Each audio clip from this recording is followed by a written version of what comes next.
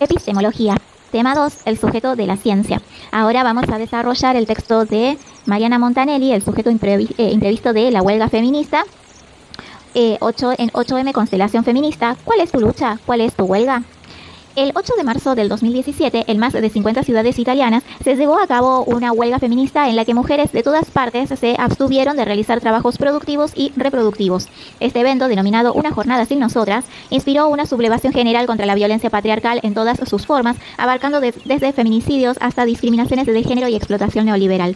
La huelga feminista no solo fue una manifestación de rabia y reivindicación, sino que marcó la reaparición de un sujeto político colectivo fuertemente diferenciado de otros movimientos globales por su enfoque situado y su práctica del posicionamiento.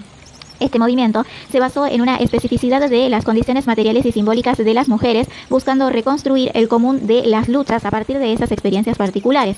La reproducción social se presentó como un terreno estratégico de lucha, con la tesis de que existe un vínculo íntimo entre la violencia de género y la reestructuración capitalista. La feminización del trabajo se entendió como un proceso que no solo incluía la entrada masiva de mujeres al mercado laboral, sino también la extensión de características tradicionalmente femeninas al trabajo en general, como la disponibilidad total del tiempo y la explotación de las capacidades afectivas y relacionales.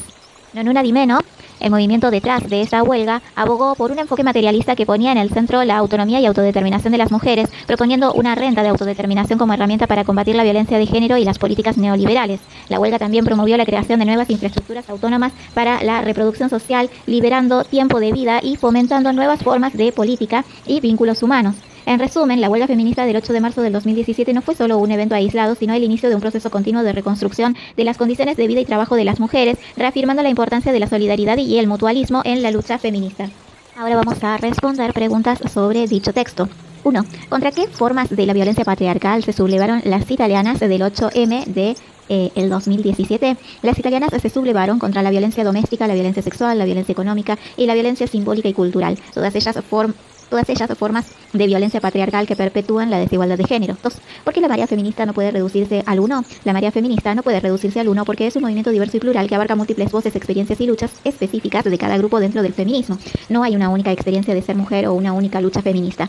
3. ¿Por qué habla de multitud parcial? Se habla de multitud parcial para enfatizar que, aunque las feministas luchan por objetivos comunes, lo hacen desde diferentes perspectivas y experiencias. La multitud parcial reconoce la diversidad dentro del movimiento feminista. 4. ¿Cuál es la más grande enseñanza del método feminista? La mayor enseñanza del método feminista es valorar la diversidad y especificidad de las experiencias de las mujeres. Enseña que no hay una única manera de ser mujer o de luchar por los derechos de las mujeres. 5. ¿Por qué el método feminista parte de la especificidad? El método feminista parte de la especificidad porque reconoce que las experiencias de las mujeres no son universales y están influenciadas por múltiples factores como clase social, raza y orientación sexual. 6. ¿Por qué el sujeto del feminismo no es neutro?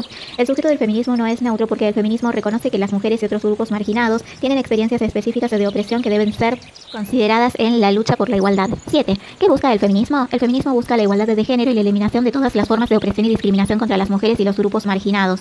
8. ¿Qué ha cercado el enlace del orden patriarcal con el capitalismo? El enlace del orden patriarcal con el capitalismo ha limitado la autonomía y la libertad de las mujeres, manteniéndolas en roles subalternos tanto en la esfera doméstica como en la esfera pública y laboral. 9. ¿Cuál es la tesis de fondo del movimiento feminista? La tesis de fondo del movimiento feminista es que la liberación de las mujeres y la igualdad de género son fundamentales para una sociedad justa y equitativa. 10. ¿Qué significa que la esfera de la reproducción ha sobrepasado los confines de la casa? Significa que las responsabilidades y tareas asociadas con la reproducción y el cuidado se extienden más allá del hogar y afectan la participación de las mujeres en el ámbito laboral y social. 11. ¿Qué ha producido un caos contractual? La precarización del trabajo y la flexibilización laboral han producido un caos intelectual donde las relaciones laborales son inestables y los derechos de los trabajadores, especialmente de las mujeres, están en constante amenaza. 12.